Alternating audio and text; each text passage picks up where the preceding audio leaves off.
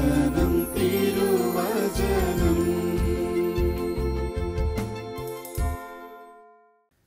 പിതാവിൻ്റെയും പുത്രൻ്റെയും പരിശുദ്ധാത്മാവിൻ്റെയും നാമത്തിൽ ആമേൻ. നമുക്ക് പ്രാർത്ഥിക്കാം. പരിശുദ്ധ അമ്മയുടെ മാധ്യസ്ഥം തേടി പ്രാർത്ഥിക്കാം. നന്മ നിറഞ്ഞ മറിയമേ സ്വസ്തി, കർത്താവ് അമ്മയോടുകൂടെ സ്ത്രീകളിൽ അങ്ങ് അനുഗ്രഹിക്കപ്പെട്ടവളാകുന്നു. അങ്ങയുടെ ഉദരത്തിൻ ഫലമായ ഈശോ അനുഗ്രഹിക്കപ്പെട്ടവനാകുന്നു. പരിശുദ്ധ മറിയമേ തമ്പുരാൻ്റെ അമ്മേ, പാപികളായ ഞങ്ങൾക്ക് വേണ്ടി ഇപ്പോഴും ഞങ്ങളുടെ മരണസമയത്തും തമ്പുരാനോട് അപേക്ഷിക്കണമേ. ആമേൻ. സ്നേഹമുള്ളവരെ, ഉൽപ്പത്തിയുടെ പുസ്തകം 2-ാം അധ്യായം 18-ാം തിരുവചനത്തെക്കുറിച്ച് മാത്രമാണ് നമ്മൾ ഇന്ന് ധ്യാനിക്കുന്നത്. ഒറ്റ വചനമുള്ളൂ, ശ്രദ്ധിച്ചു കേൾക്കുക. മനുഷ്യൻ ഏകനായിരിക്കുന്നത് നന്നല്ല, അവന് ഞാൻ ചേർന്ന ഇണയെ നൽകും. മനുഷ്യൻ ഏകനായിരിക്കുന്നത് നല്ലതല്ല, അവന് ചേർന്ന ഇണയെ ഞാൻ നൽകും. സ്നേഹമുള്ളവരെ, വിവാഹത്തെക്കുറിച്ച് സൂചിപ്പിക്കുന്ന ഒരു വചനഭാഗമാണ് ഇത്. പക്ഷേ ഇന്ന് നമ്മൾ ധ്യാനിക്കാൻ പോകുന്ന വിഷയമെന്ന് പറയുന്നത് വിവാഹത്തെക്കുറിച്ചല്ല. മനുഷ്യൻ ഏകനായിരിക്കുന്നത് നല്ലതല്ല. അതിൻ്റെ അർത്ഥം എന്നതാണ്? മനുഷ്യൻ ഒറ്റയ്ക്ക് ഇരിക്കുന്നത് നല്ലതല്ല എന്ന് ദൈവം അറിഞ്ഞു. ഒറ്റയ്ക്കിരുന്നാൽ അവന് എന്ത് സംഭവിക്കും? ഒറ്റയ്ക്ക് ഇരുന്ന് കഴിഞ്ഞാൽ അവനെ സാത്താൻ കീഴ്പ്പെടുത്താൻ സാധ്യതയുണ്ട്. ദൈവം തമ്പുരാൻ്റെ പദ്ധതിയിൽ ആദ്യം ഒരു കുടുംബമില്ലെന്ന് ഓർക്കണേ. ആദം മാത്രമേ ഉള്ളൂ. ഈ ആദത്തിന് ഹവ്വ എന്ന് പറയുന്ന തുണയെ ദൈവം നൽകുന്നത് വീഴാതിരിക്കാൻ വേണ്ടിയിട്ടാണ്. ഇത് നമ്മൾ പലപ്പോഴും മറക്കുന്നൊരു ഘടകമാണ്. ഒരു കുടുംബത്തിൽ ഭർത്താവിന് ഭാര്യയെ നൽകുന്നതും ഭാര്യയ്ക്ക് ഭർത്താവിനെ നൽകുന്നതും മാതാപിതാക്കന്മാർക്ക് മക്കളെ നൽകുന്നതും അവർ വീഴാതിരിക്കാൻ വേണ്ടിയിട്ടാണ്. അവർ ദൈവത്തിനോട് ചേർന്നിരിക്കാൻ വേണ്ടിയിട്ടാണ്. ഇനി നമുക്ക് നോക്കാം, എങ്ങനെയായിരുന്നു മനുഷ്യൻ്റെ പതനം? ആദം വീഴാൻ സാധ്യതയുണ്ട്, തനിച്ചായിരിക്കുമ്പോൾ വീഴാൻ സാധ്യതയുണ്ട് എന്നറിഞ്ഞിട്ട് വീഴാതിരിക്കാൻ വേണ്ടി ഏകനായിരിക്കുന്നത് ആദത്തിന് നല്ലതല്ല. പുറന്തള്ളപ്പെട്ട ചെകുത്താൻ, പറുദീസായിൽ നിന്ന് പുറന്തള്ളപ്പെട്ട, അല്ലെങ്കിൽ സ്വർഗത്തിൽ നിന്ന് പുറന്തള്ളപ്പെട്ട ചെകുത്താൻ അവനെ കീഴ്പ്പെടുത്താനായിട്ട് സാധ്യതയുണ്ട് എന്ന് ദൈവം തമ്പുരാൻ അറിഞ്ഞതുകൊണ്ട് ആദം വീഴാതിരിക്കാൻ വേണ്ടിയിട്ട് ഹവ്വയെ സൃഷ്ടിച്ചു. ഇനി എങ്ങനെയാണ് ഒരു പതനം സംഭവിക്കുന്നത്? ഹവ്വ ഒറ്റയ്ക്ക് പോയിരുന്നു. അവിടെയാണ് പതനം സംഭവിക്കുന്നത്. നിങ്ങൾ ഓർക്കണേ, ഉൽപ്പത്തിയുടെ പുസ്തകം നമ്മൾ തുടർന്ന് നിങ്ങൾ വായിച്ചു നോക്കിക്കേ. പ്രലോഭകൻ പാമ്പിൻ്റെ രൂപത്തിൽ, സർപ്പത്തിൻ്റെ രൂപത്തിൽ വരുമ്പോൾ ഹവ്വയുടെ കൂടെ ആദമുണ്ടോ? ഇല്ല. ഹവ്വ ഒറ്റയ്ക്ക് തൻ്റെ മിടുക്ക് കാണിക്കാൻ പോയപ്പോഴാണ് വീണത്, അധപതിച്ചത്. സ്നേഹമുള്ള ദൈവമക്കളെ, നമ്മുടെ ജീവിതത്തിൽ പതനം തുടങ്ങുന്നത് നീ ഒറ്റയ്ക്ക് നിൻ്റെ മിടുക്ക് കാണിക്കാനായിട്ട് പോകുമ്പോഴാണ്. ഹവ്വ ഒരുപക്ഷെ ചിന്തിച്ച് കാണും, ഇനി എനിക്ക് കുറച്ച് സമയത്തേക്ക് ആദം കൂട്ടിനില്ലെങ്കിലും കുഴപ്പമില്ല, അങ്ങേരില്ലെങ്കിൽ എനിക്കിപ്പോൾ എന്നതാ. കുടുംബജീവിതത്തിലാവട്ടെ എവിടെയാകട്ടെ, ഒറ്റയ്ക്ക് നിങ്ങൾ നടന്നു നോക്കിക്കേ, അവിടെ നിങ്ങൾ വീഴും. ഈ ഒരു വചനം നമ്മളോട് പറയുന്ന ആത്യന്തികമായൊരു സത്യം എന്ന് പറയുന്നത്, മനുഷ്യൻ തനിച്ച് നടക്കേണ്ടവനല്ല. മനുഷ്യൻ കുടുംബത്തോടൊപ്പം നടക്കേണ്ടവനാണ്. മനുഷ്യൻ അവൻ്റെ ജീവിത പങ്കാളിയോടൊപ്പം നടക്കേണ്ടവനാണ്. ഇനി ഞാൻ പുരോഹിതനാണെന്നുണ്ടെങ്കിൽ ഞാൻ എൻ്റെ സഭയോടൊപ്പം, സമൂഹത്തോടൊപ്പം നടക്കേണ്ടവനാണ്. മാതാപിതാക്കന്മാർ മക്കളോടൊപ്പം നടക്കേണ്ടവരാണ്. അവർ തനിച്ചായിരിക്കേണ്ടവരല്ല. തനിച്ചായാൽ എന്ത് സംഭവിക്കും? അവരെ ചെകുത്താൻ പിടിക്കും. അത് ഉറപ്പുള്ള കാര്യമാണ്. വചനത്തിൻ്റെ ഉൾപ്പൊരുളിലേക്ക് കടക്കുന്നതിന് മുൻപ് നമുക്കറിയാമല്ലോ, ഒരു കോഴി നമ്മുടെ വീട്ടിൽ കൂട്ടിൽ കയറാതെ ഈ തനിച്ച് ഈ ഒരു കോഴി ഒരു 5-10 ദിവസം മുളഞ്ഞു നോക്കിക്കുക മരത്തിൻ്റെ മുകളിൽ, എന്ത് സംഭവിക്കും? ആ കോഴിയെ രാത്രി വന്യമൃഗങ്ങളെ ഏതെങ്കിലും വന്ന് പിടിച്ചിട്ട് പോകും. ഇതുപോലെയാണ് നമ്മൾ സഭയോടും ദൈവത്തോടും കുടുംബത്തോടും ചേർന്ന് നിൽക്കേണ്ടവരാണ് എന്നുള്ളൊരു വലിയ സത്യം ദൈവം തമ്പുരാൻ ഉൽപ്പത്തി 2:18 സൂചിപ്പിക്കുകയാണ്. സഭാപ്രസംഗൻ്റെ പുസ്തകം അതിൻ്റെ 4-ാം അധ്യായം 9 മുതലുള്ള തിരുവചനങ്ങളിൽ കാണുവാനായിട്ട് ഈ വചനം ഇപ്രകാരം പറയുന്നു. ശ്രദ്ധിച്ചു കേൾക്കണം ഈ ഒരു വചനം. 2 പേർ ഒരാളേക്കാൾ മെച്ചമാണ്, കാരണം അവർക്ക് ഒരുമിച്ച് കൂടുതൽ ഫലപ്രദമായി അധ്വാനിക്കാനായി സാധിക്കും. അവരിൽ ഒരുവൻ വീണാൽ അവന് താങ്ങാൻ കഴിയും. ഒറ്റയ്ക്കായിരിക്കുന്നവൻ വീണാൽ താങ്ങാൻ ആരുമില്ല. അവൻ്റെ കാര്യം കഷ്ടമാണ്. രണ്ടുപേർ ഒരുമിച്ച് കിടന്നാൽ അവർക്ക് ചൂട് കിട്ടും. തനിച്ചായാൽ എങ്ങനെ ചൂട് കിട്ടും? ഒറ്റയ്ക്കായിരിക്കുന്നവനെ കീഴ്പ്പെടുത്തുവാൻ സാധിച്ചേക്കാം. രണ്ടുപേരാണെങ്കിൽ ചെറുക്കാൻ കഴിയും.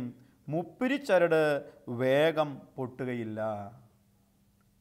സ്നേഹമുള്ളവരെ, എത്രയോ സത്യസന്ധമായിട്ടൊരു വചനം എഴുതി വച്ചിരിക്കണേ. നമ്മൾ വീഴാനുള്ള കാരണം പലപ്പോഴും നമ്മൾ ഒറ്റയ്ക്ക് യാത്ര ചെയ്യുന്നതുകൊണ്ടല്ലേ. ഒരു ചൂല് നിങ്ങൾ എടുത്ത് നോക്കിക്കേ, ആ ഈർക്കിലി ഒറ്റയ്ക്ക് ഒടിക്കുന്ന നോക്കി നിങ്ങൾക്ക് ഒടിക്കാനായിട്ട് സാധിക്കും. പക്ഷേ അനേകം ഈർക്കിലികൾ ഒരുമിച്ച് ഒരു ഒറ്റ ചൂലും കെട്ട് അത് ഒടിക്കാനായിട്ട് ആർക്കാ പറ്റുക? പെട്ടെന്ന് പറ്റില്ല. അതിന് ബുദ്ധിമുട്ട് തന്നെയാണ്. ഹൗവ വീഴാനായിട്ടുള്ള കാരണം ഹൗവ ആദത്തിൽ നിന്നകന്നു. ആദത്തിൽ നിന്നകന്ന ഹൗവ ദൈവത്തിൽ നിന്നകന്നു. ദൈവത്തിൽ നിന്നകന്ന ഹൗവയ്ക്ക് പിന്നെ കൂട്ടിനാരുണ്ട്? സാത്താനുണ്ട്.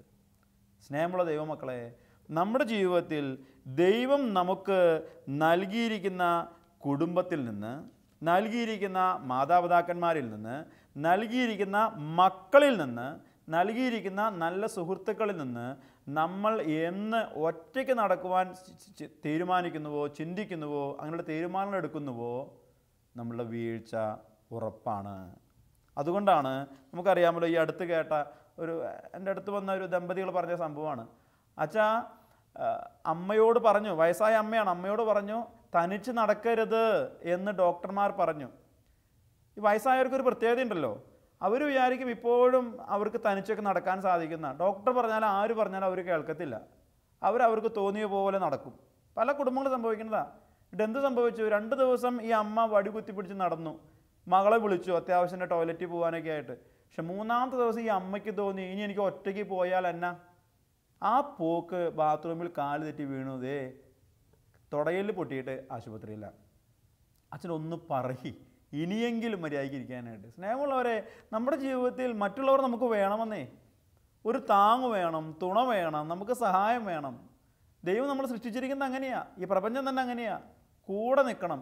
ഒരു ഇല്ലി എന്ന് ആലോചിച്ച് നോക്കുകയും, ഒറ്റയ്ക്ക് നിൽക്കുന്ന ഇല്ലിയാണെന്നുണ്ടെങ്കിൽ അത് കാറ്റത്ത് വീഴും. പക്ഷെ കൂട്ടമായിട്ടാണെന്നുണ്ടെങ്കിൽ ഇല്ലി അത് കാറ്റത്ത് അങ്ങനെ പെട്ടെന്ന് വീഴില്ല. മുളക്കൂട്ടം പോലെ ആയിരിക്കണം നമ്മളിൽ ദൈവത്തിലുള്ള വിശ്വാസം, നമ്മുടെ കുടുംബമൊക്കെ ഒരുമിച്ച് നിൽക്കുവാനായിട്ട് സാധിക്കണം. അതുകൊണ്ട് തനിച്ച് നടക്കുന്നവർ ആരെങ്കിലും ഉണ്ട് എന്നുണ്ടെങ്കിൽ തുടർന്നുള്ള വചനമൊന്നും കേൾക്കുക. മീഖാ പ്രവാചകന്റെ പുസ്തകം 6-ാം അധ്യായം 8-ാം തിരുവചനം. നീതി പ്രവർത്തിക്കുക, കരുണ കാണിക്കുക, നിന്റെ ദൈവസന്നിധിയിൽ വിനീതനായി ഇരിക്കുക.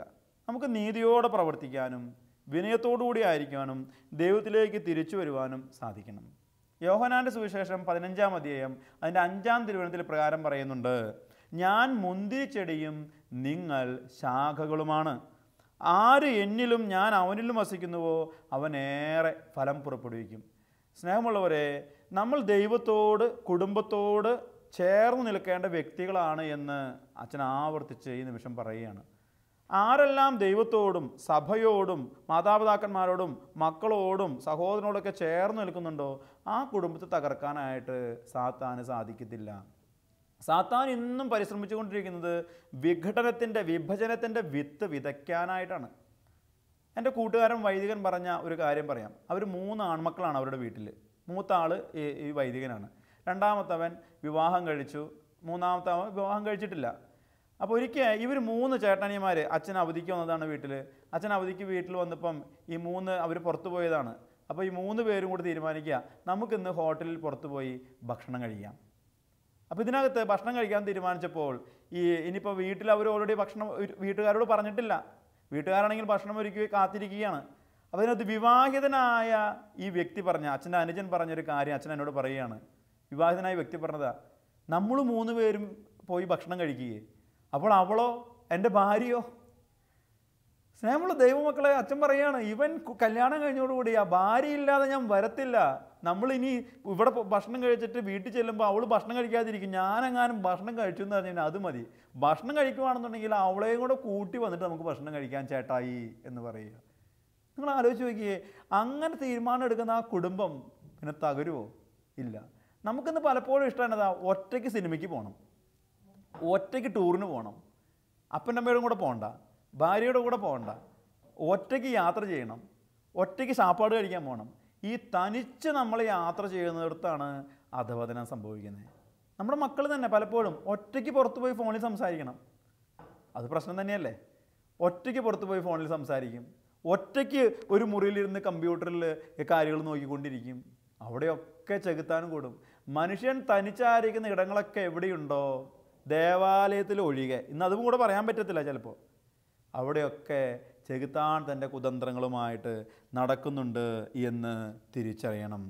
സ്നേഹമുള്ളവരെ, തനിച്ച് നടക്കാൻ നമുക്ക് ഇഷ്ടമാണ്.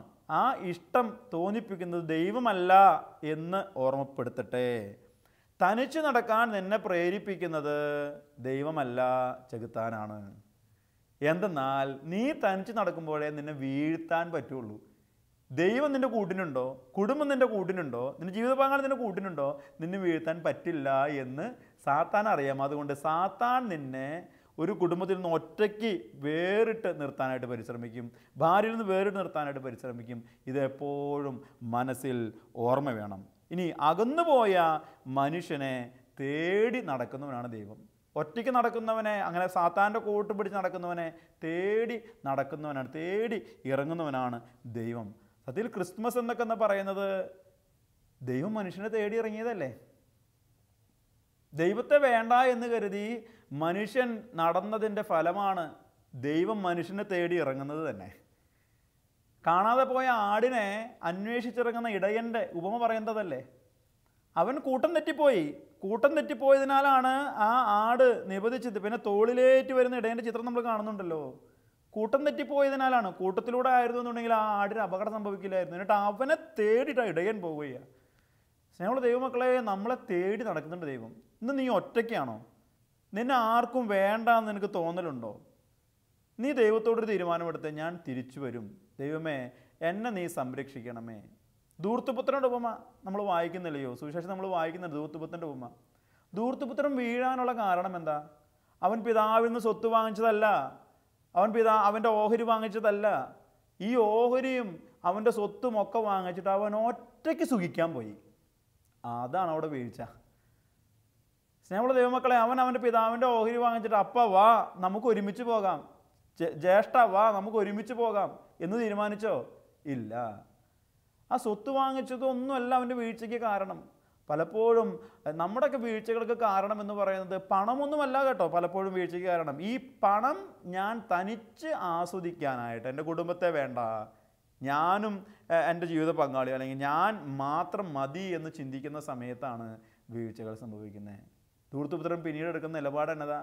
അവന് മനസ്സിലായി, അവൻ പന്നിക്കൂട്ടിലായിരുന്നപ്പോൾ അവൻ മനസ്സിലായി, ഞാൻ അധപതിച്ച് കിടക്കുകയാണ്, വീണ് കിടക്കുകയാണ് എന്ന് ധൂർത്തുപുത്രന് മനസ്സിലായപ്പോൾ അവൻ ആ അധപതനത്തിൽ നിന്ന്, ചെളിക്കുഴിയിൽ നിന്ന് തിരിച്ചു വരുവാനായിട്ട് തീരുമാനിച്ചു.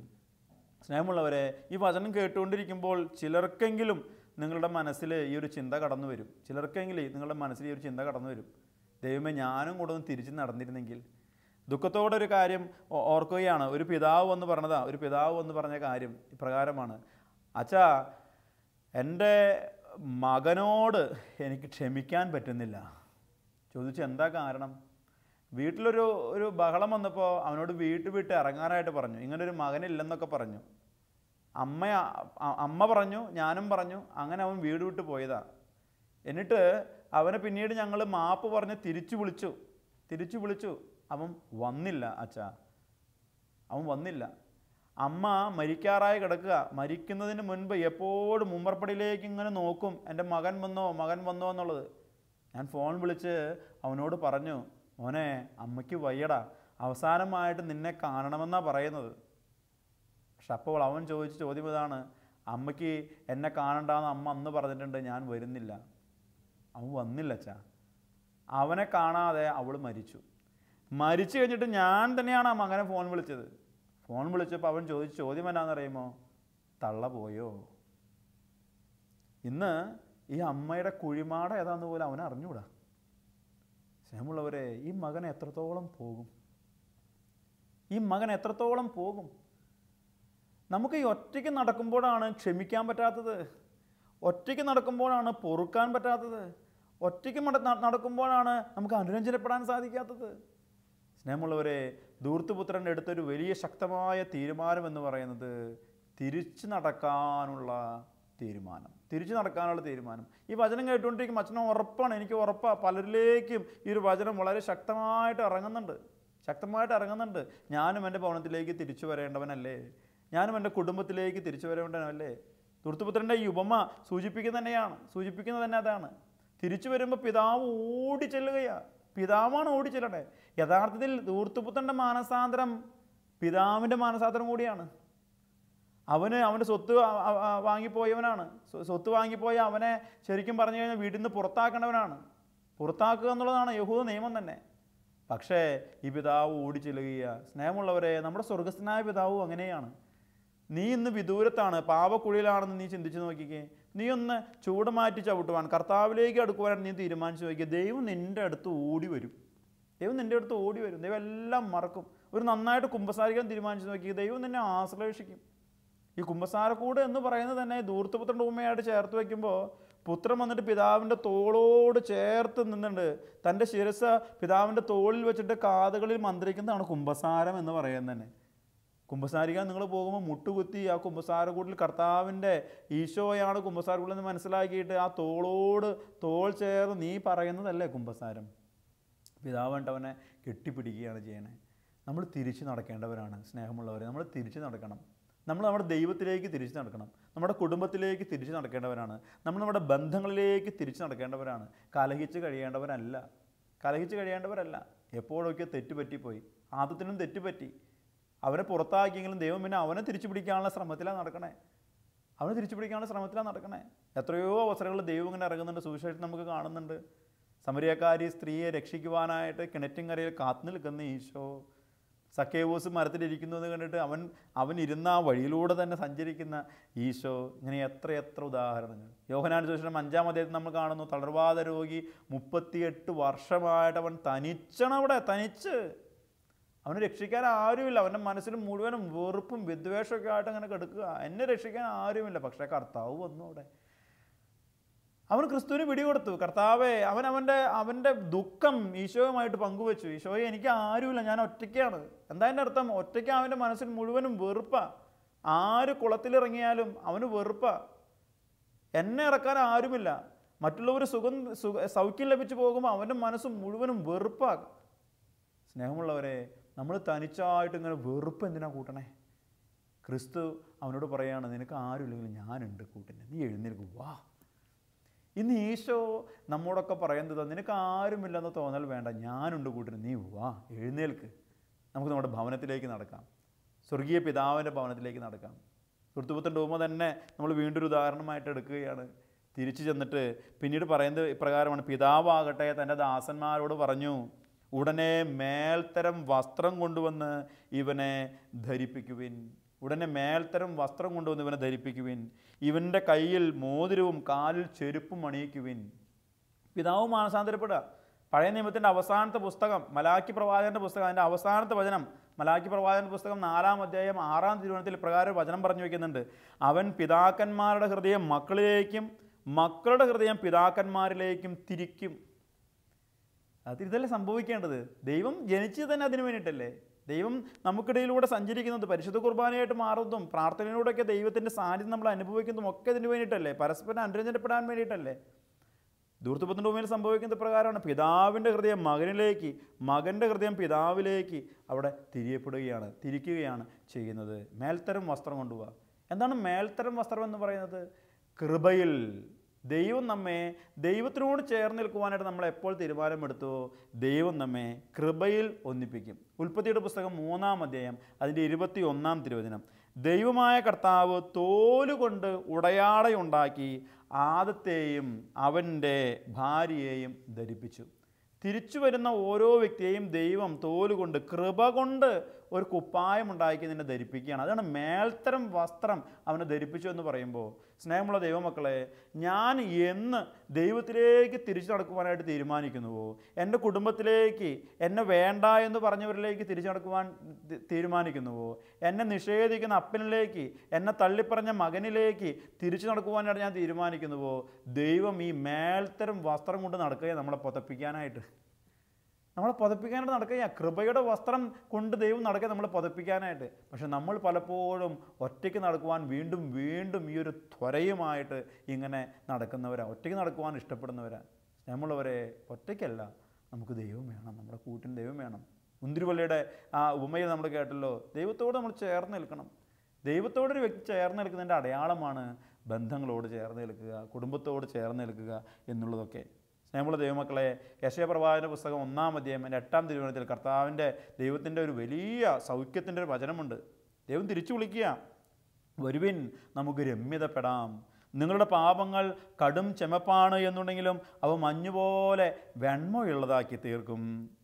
അവ രക്തവർണമെങ്കിലും കമ്പിളി പോലെ ഞാൻ വെളുപ്പിക്കും.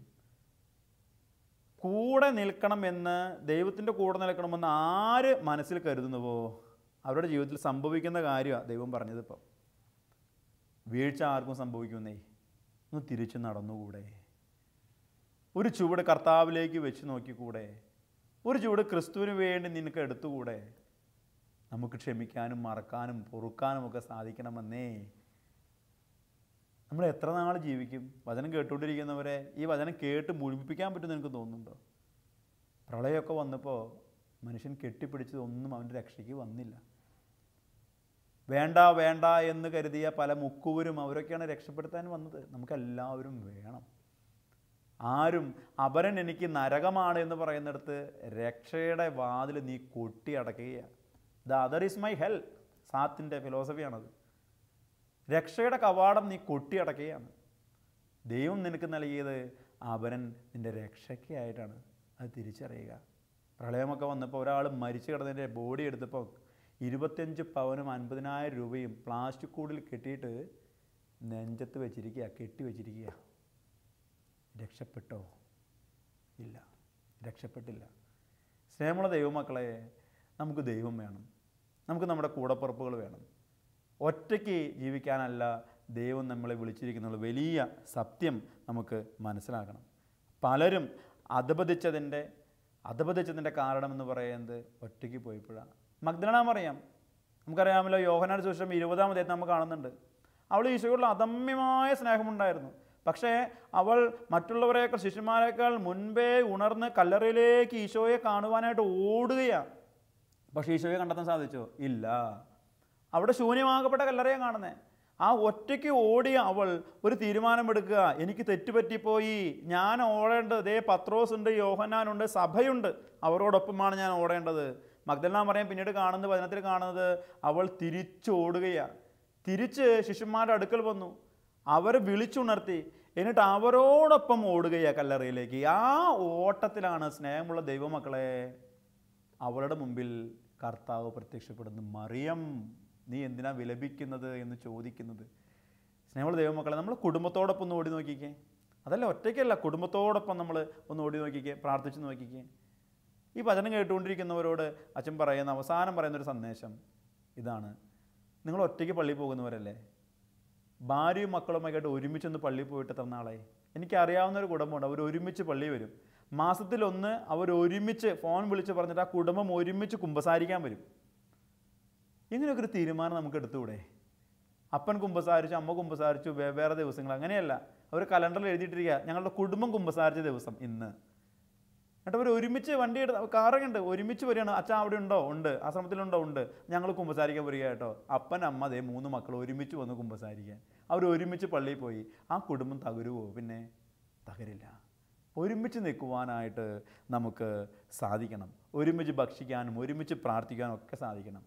പത്രോസ് ഒറ്റയ്ക്ക് ഈ ക്രിസ്തുവില്ലാതെ മീൻ പിടിക്കാൻ പോയി തിബേരിയസ് തീരത്ത്. അവനൊന്നും കിട്ടിയില്ല. ശിഷ്യപ്രമുഖനാണെന്ന് നടക്കണേ, ഒരു മത്തി പോലും, ഒരു നത്തോലി പോലും കിട്ടിയില്ല. അവൻ തിരിച്ചു വന്നു, ക്രിസ്തുവിനെ കൂട്ടുപിടിച്ചു. പിന്നെ ജീവിതത്തിൽ സമൃദ്ധിയാണ്. സ്നേഹമുള്ളവരെ, ക്രിസ്തു നിനക്ക് തന്നിരിക്കുന്ന ക്രിസ്തുവിനെയും കുടുംബത്തെയും ബന്ധങ്ങളെയും കൂട്ടുപിടിക്കുക, നിനക്ക് സമൃദ്ധി ഉണ്ടാകും. അതിനുള്ള അനുഗ്രഹം ദൈവം നിനക്ക് തരട്ടെ. അതിനുവേണ്ടി നമുക്ക് കർത്താവിനോട് ഉണർവോടെ പ്രാർത്ഥിക്കാം. മനുഷ്യൻ, നീ ഏകനായിരിക്കുന്നത് നന്നല്ല, എന്തെന്നാൽ ഒറ്റയ്ക്ക് നിന്നാൽ നീ വീഴും. തിരിച്ചറിയുക.